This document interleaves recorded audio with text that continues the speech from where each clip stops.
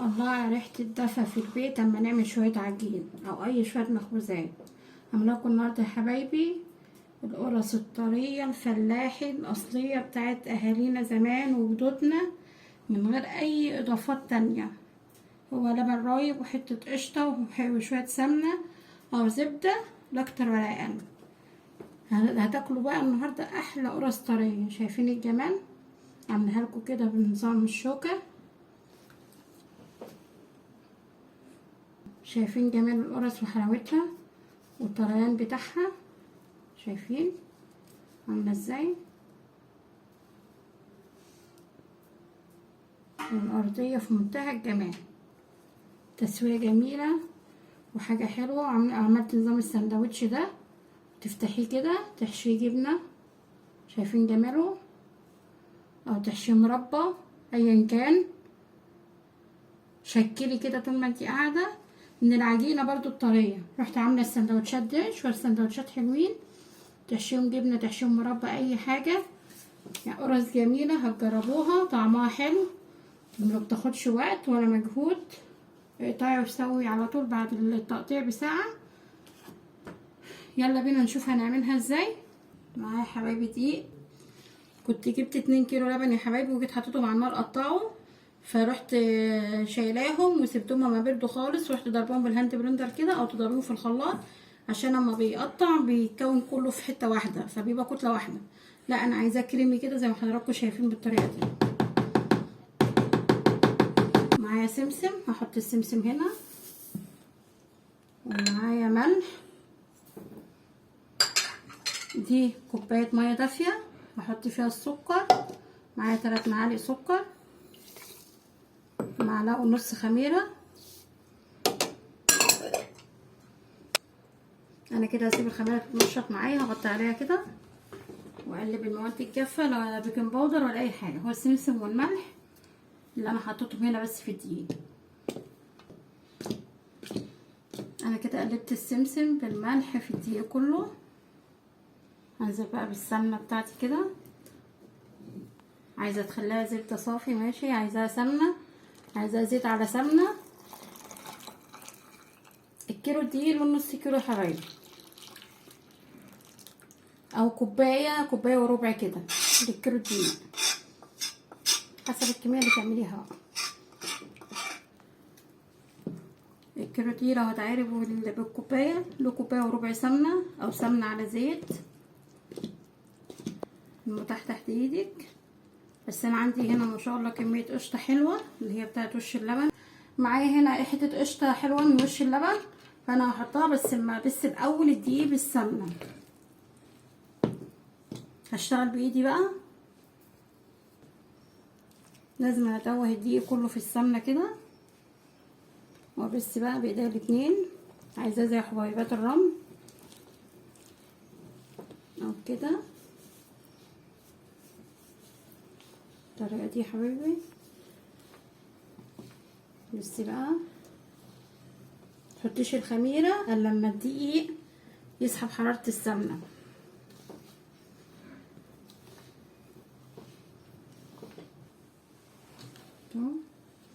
شايفين ما شاء الله؟ انا عايزاه زي الرمل كده، بسيتها بالسمنه. ولازم كل مكونات الوصفه دي تبقى بدرجه حراره الغرفه. مينفعش اللبن يبقى ساقع من التلاجة والقشطه تبقى ساقعه قوي، لازم كل حاجه بدرجه حراره الغرفه. شايفين الفوم بتاع الخميره ما شاء الله بقى قد ايه كده؟ الخميره اتفعلت معايا. اصبها بقى وانزل بقى بالقشطه اللي معايا وش اللبن.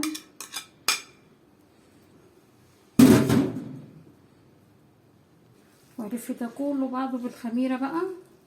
الف القشطه كده بالدقيق والخميره. انا كده لفيت الدقيق بالقشطه بالخميره. هنزل بقى باللبن الرايب حبه حبه مش كتير، والف العجينه وارجع لكم تاني بقى. شايفين العجينه ما شاء الله عامله ازاي؟ ما شاء الله جميله منتهى الجمال. هي بتبقى طريه شويه متبقاش ناشفه قوي، بس ان هي مش بتلزق. شايفين اهي طريه بس ما بتلزقش. بس العجينة حلوة والطريقة حلوة ازاي.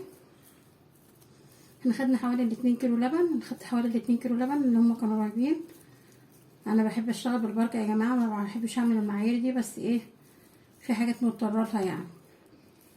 فالعجينة اهي هشكلها بقى معاكم دلوقتي. انا ما بخمرهاش، انا بخمرها بعد التقطيع.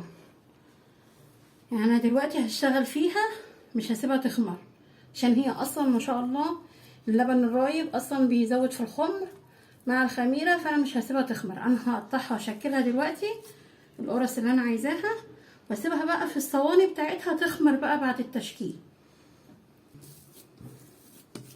انا بقى يا حبايبي هقطع دلوقتي منها، اقطعها كده اللي هي بس تريح معايا حسب التقطيع اللي انت عايزاه بقى. اقطعها كده اللي هي تريح معايا شويه بس كده. هكمل تقطيع وارجع لكم بقى وانا بكورها.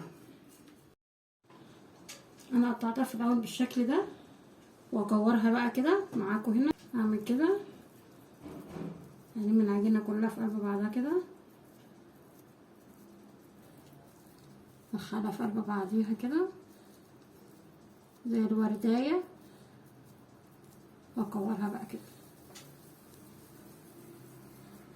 شايفين؟ تاني كده،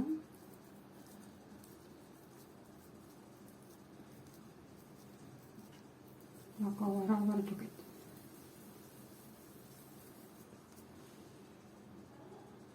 جميلة وحلوة متساوية ازاي.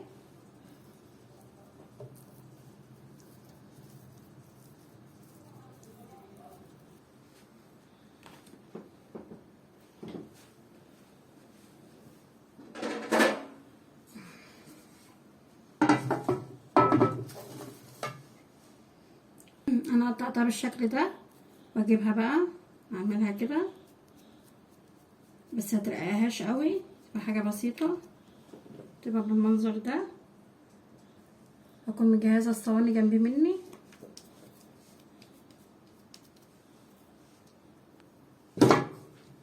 احطها كده في الصينية، افرد غيرها بالطريقة دي. عايزة تعملي فيها بقى كشكل، تجيبي شوكة وتعملي فيها المنظر ده، او انت عايزة تعملي فيها اشكال يعني.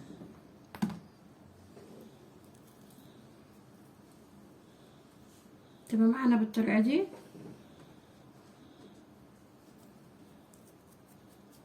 ابططها كده،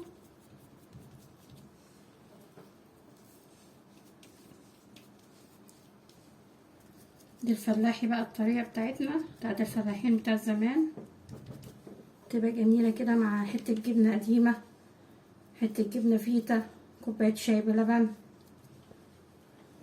تبقى في منتهى الجمال. ما تيجي تحطي في الصينية هنا، تسيبي فيه مسافة بين كل واحدة والتانية، لان انا هسيبهم يخمروا في قلب صواني الفرن، وما دهنتوش اي حاجة. هي سواء القرص فيها سمنتها، فهي اللي هتدي المادة الدهنية في الصاج. ادي العجينة حبايبي بعد ما قطعتها وشكلتها، بغطي عليها بقى في الصيجان او الصواني اللي انا حاطه فيها، بسيبها تتخمر. انا ما بخمرهاش قبل التقطيع، انا بقطعها واسيبها تتخمر في الصيجان. عايزينها ساده كده ماشي تسيبوها، عايزينها انا عملت هنا بالسكينه كده، تروحي عامله بالسكينه كده، عامله فيها خطين كده، ده منظر برضو. وعامله شكل تاني اللي هو بالشوكه ومخرماها، وعامله دي نظام سندوتشات مقفوله. هغطي عليها بقى واسيبها تتخمر معانا، وهبسويها بقى واوريها لكم بعد التسويه. ولو اول مره تشوفوني، انا اسمي هبه، متنسوش تعملوا لايك وشير واشتراك في القناه.